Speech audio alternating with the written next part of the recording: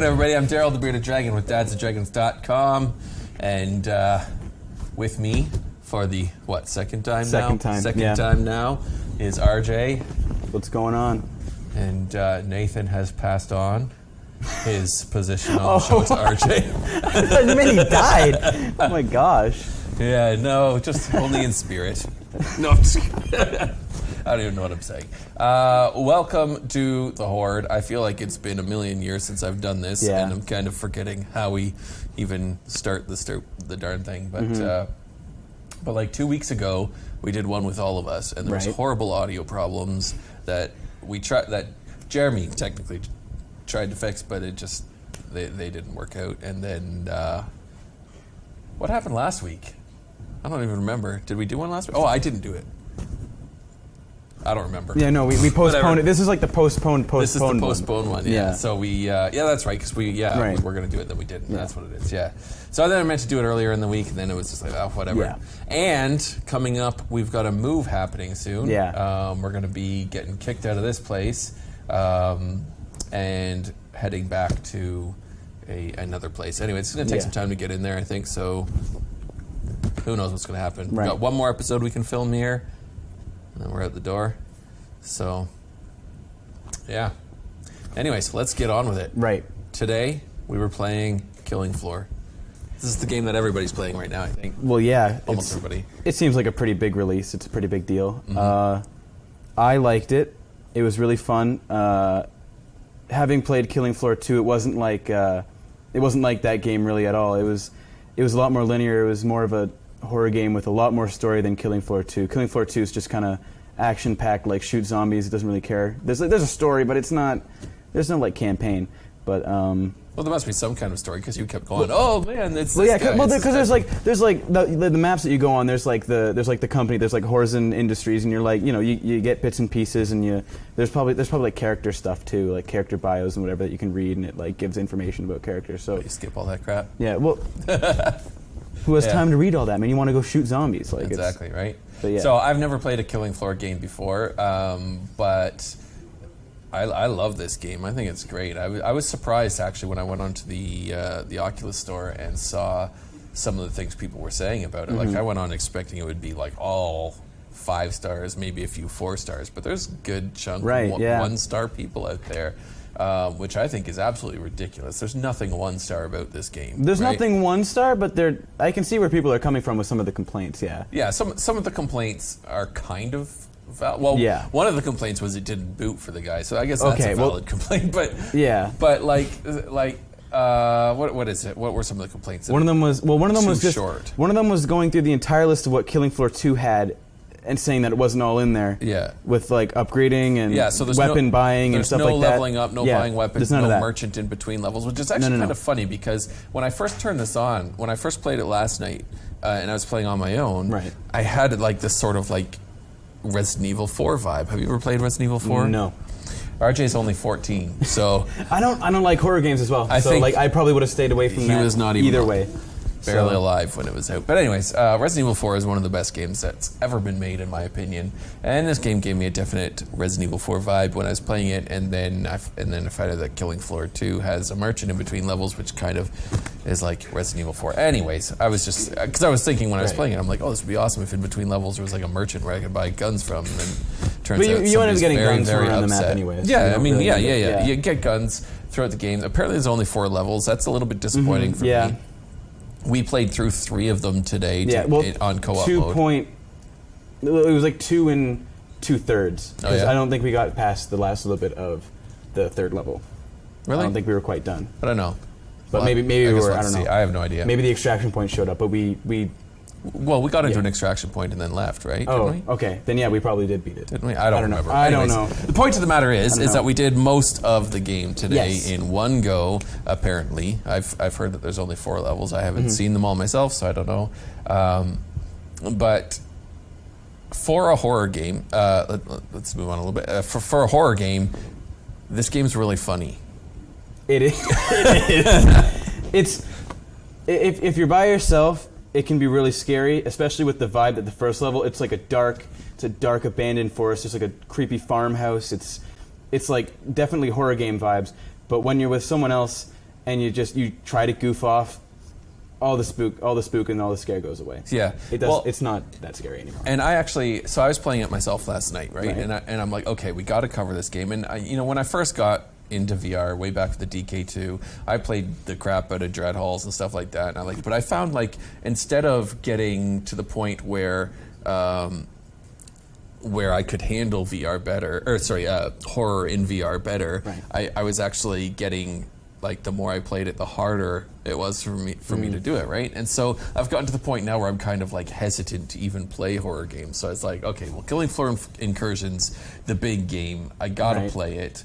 And so I went into it, and I was sort of, and I mean, maybe that's part of it. I was really expecting it to be a frightening game, and then I got into it, and you're in a dark forest, and all you've got is a flashlight, and I'm like, okay, this is actually kind of creepy. And then the Zeds show up, and they kind of like swarm you, and then there's like the creepy ones that look like spiders and stuff, and I'm just like, and I started getting to the point where I was like, because like normally with the horror games, I'm like, okay, I can just talk to myself for a while. It's a game. I'm not really here, whatever, right?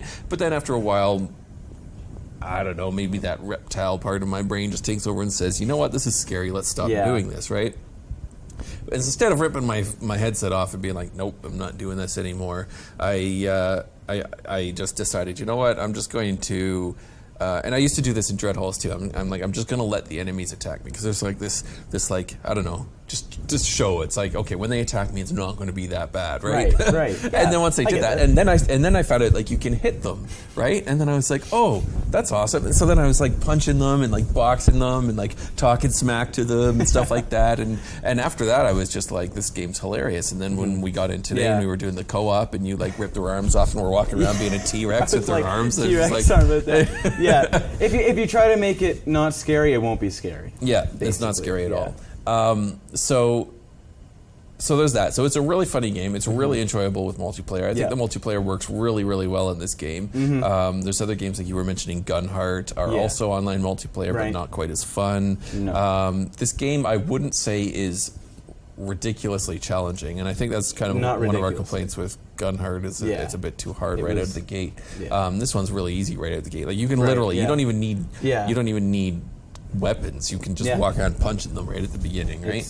Obviously they get harder, but it definitely doesn't stay the same. It introduces new weapons. It introduces the sniper rifle later in the game, which you don't see at all earlier in the game. Yeah. And then you have to like shoot these like really strong zombies off of buildings and stuff. So it's not the same. I know one of the reviews was like, you're just walking down corridors every map, and you're just shooting people. Don't buy this game. Yeah. It's not all corridors. There's like the rooftop sections. There's like the defend this like one bit in the one section. For some reason, Paris, the third level seems to have a lot of like new things. It just like Well, I mean, it's only the third level, right? So that's so the first level. I mean, I don't understand the corridor comment at all. Like the first one, you're in the woods. Yes, you're limited on where you can go. Walk it's not the woods. It's like it's kind of But like fenced so roads. what? I mean, all that means is it's not an open world game, right? And like so what? There's no open world, but there's still like you're walking down the path and you shoot zombies and stuff like that, and then you got to wait for the gate to open and they come at you and stuff like that. But then you get to a house, and then you've got a new objective, which is to collect the data and stuff, right? And so it's not all corridor shooting, and the house is really cool. I like walking around in the house. It was really. Like makes you feel more closed in. It really ramps up the. You look at it and you're like, I don't know if I can do this.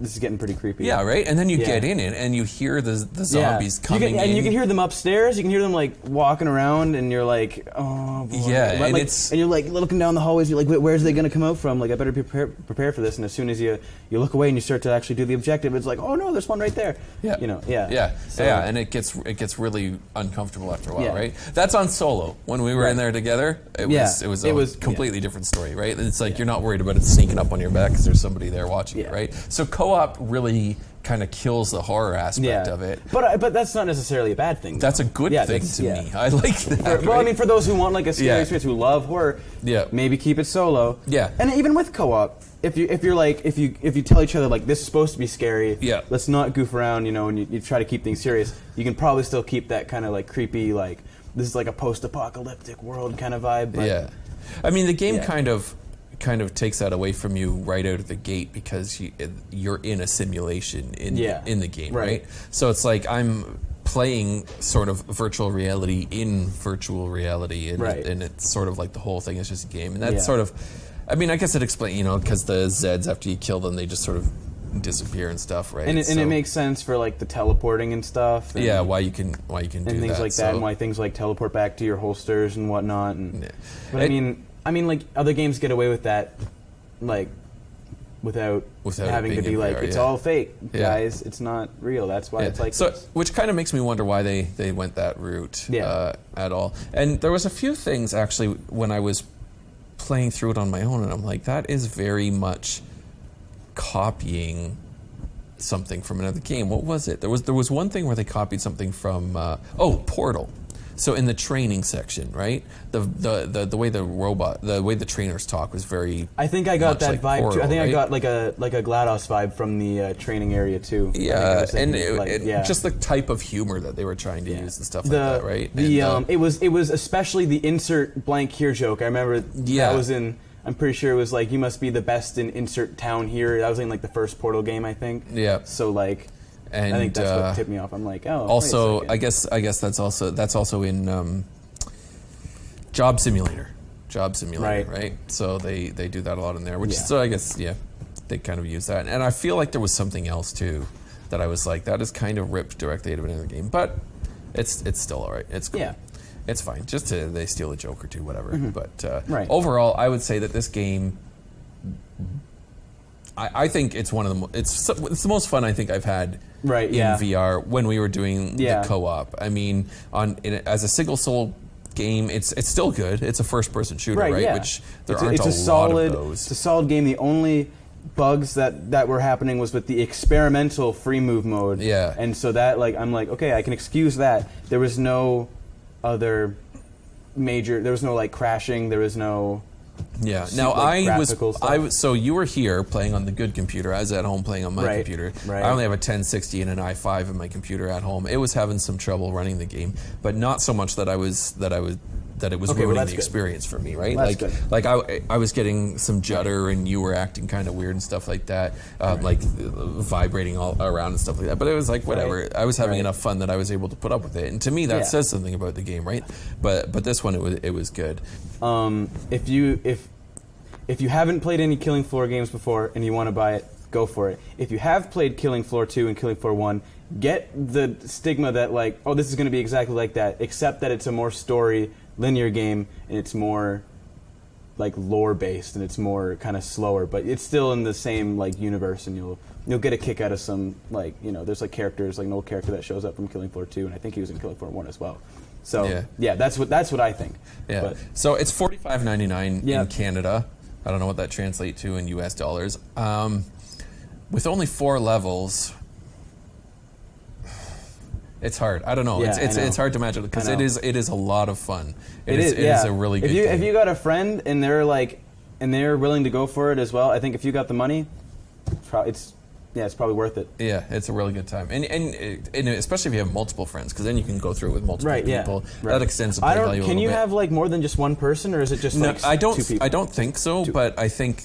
But what I mean is, like, you can go through it with one friend and then with a different friend. And it'll sort of change up these. I mean, it's still going to be the same levels, but I don't know. I think it's a good game. I think games like this need to be supported. It's not a huge ecosystem right now.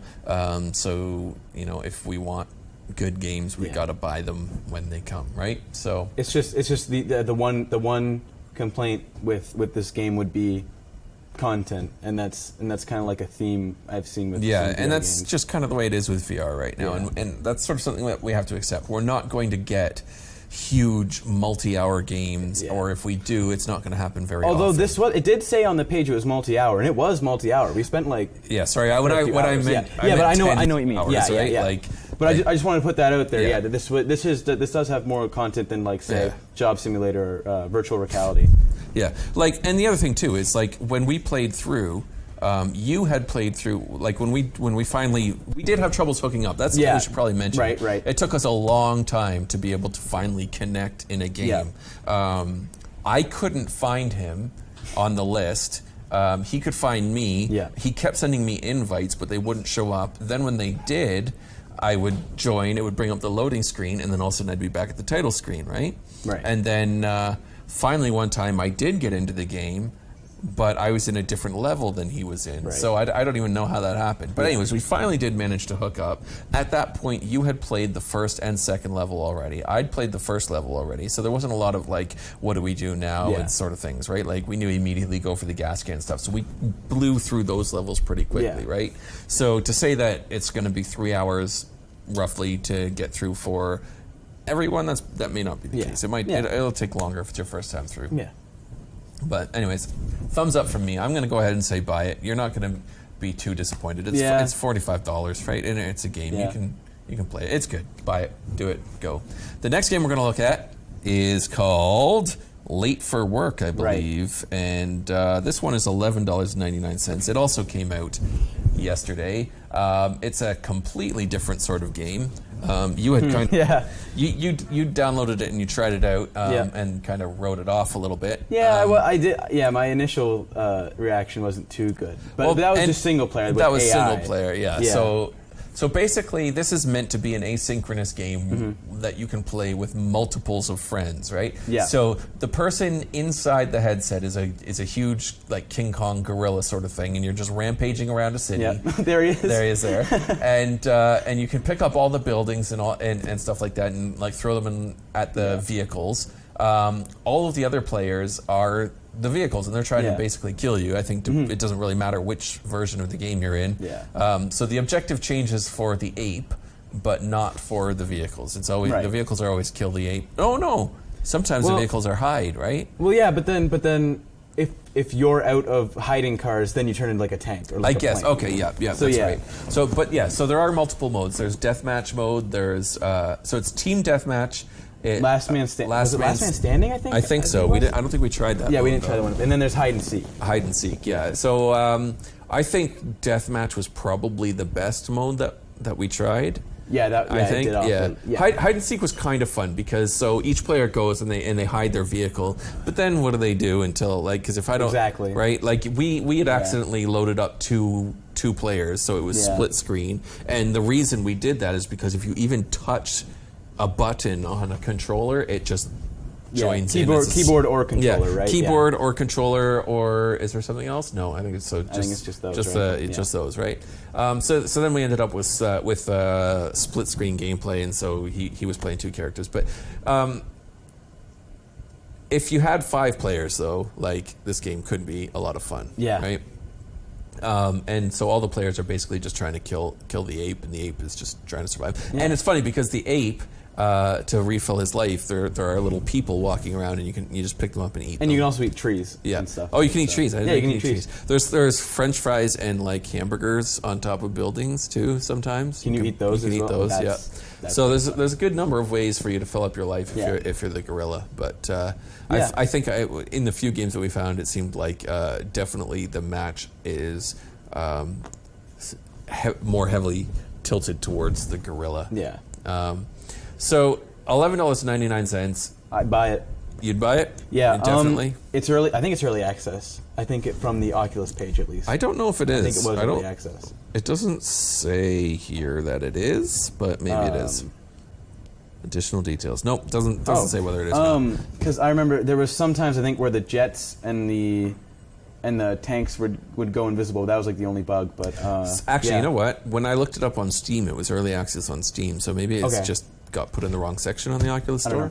Anyway, point of the matter is it's a fun game. It is. My thing though is I don't know how long it would remain fun. I guess exactly, because it's $10.99 and it's got 3 maps, it's got 3 modes. It's probably going to be updated in the future. Yeah, as well. I suspect there'll be more. It's kind of like Mass Exodus as well. That's kind of that thing where it's like there's some big like powerful person in the headset, and then you have all these like little people on the computer as well. And the good thing about this is if you're somebody who like myself who has kids, right, or other family members who maybe wouldn't want to play the more violent stuff like Killing Floor, they can do this. And you don't need 2 headsets, right? You don't need to know a friend with a headset. You can play multiplayer with this. So I really like the asynchronous games, and this is a decent one.